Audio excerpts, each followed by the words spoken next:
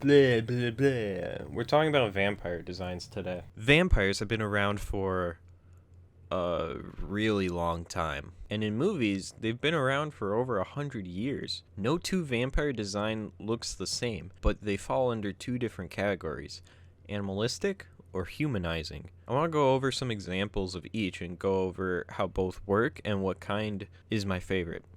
Now let's get right into the vampires. It just doesn't roll off the tongue that well, huh? Starting with the first on-screen vampire, my light switch flippin' bro, Nosferatu. Kinda sets up a good baseline, or a good blend between the two. You can clearly see animal traits in his design, but also how human he looks. His human features play more into his design, but the animal elements really amp up the spook factor. With his pointed ears, like a bat, and his long fingernails being crude claws. Not to mention other vampire designs can see these elements, but the Nosferatu key element is the fangs. His fangs are the front teeth. Unlike the classic elongated canine teeth that we think of when we hear about vampire fangs. More humanistic vampire designs are the Draculas. We'll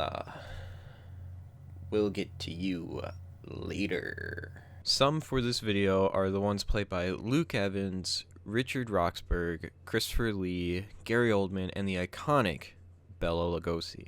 Many other Draculas exist, but majority make Dracula look like a human more than monster, besides Roxburgh's alternate form and Mr. Demeter. But I would consider them with more humanity. They could blend in walking down the road, even with noticeable fangs. And with fashion trends today, they'll look normal. Now, the most humanistic vampire are the Twilight vampires, because the only time they look different is in direct sunlight. Them shiny bastards. Now let's talk about my favorite vampire design and help us delve into the animalistic side of the Buffyverse vampires. The vampires in the Buffy movie are more like the Dracula type vampires, but the Buffy Angel TV series vampires are my jam. I'm sure I stated this before on the channel, but every morning before kindergarten, I would watch the TV show Angel with my dad, and the designs of the vampires not only hit me nostalgically, but I just like that animalistic design than just regular looking people version vampires.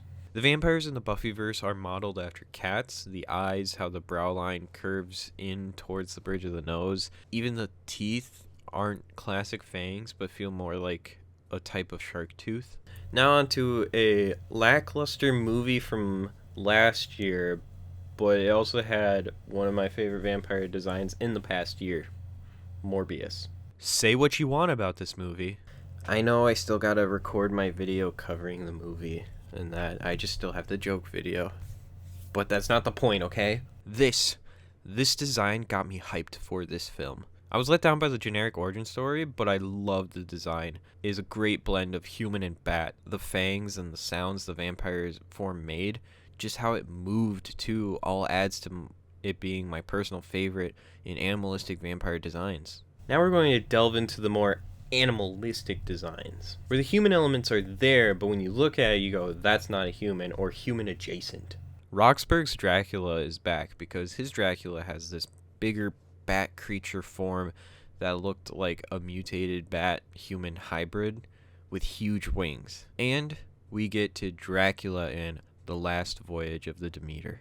Now, I didn't watch all of these vampire films before recording this. Hell, I just finished the script the day before recording this, which is a Friday, actually, or very early Saturday morning. But the Blu-ray for The Last Voyage of the Demeter had apparently just come out last week without me knowing, and also when I was planning the Halloween Spooktacular back in September at the beginning, I even looked into this movie and it had no release date yet. I didn't get to see how Dracula acts in this movie, but I have eyes, I can see the design. That right there, that's a demon.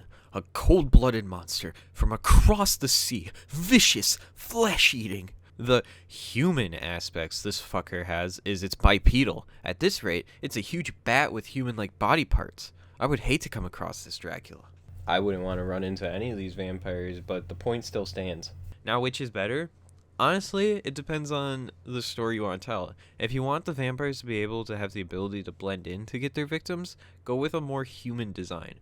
If you need the vampire to be horrifying to the point where the audience is worried about running into one after seeing it, go for a more animalistic design. You may also want to take into account how much sympathy you want towards your vampire. For example, animalistic designs can go a long way with showing the conflict between the monster inside and the humanity the character has. Similar to how some werewolf designs kind of go for that, aka. So what is your favorite vampire design? Let me know in the comment section below. And until next video, I'll see you in the future.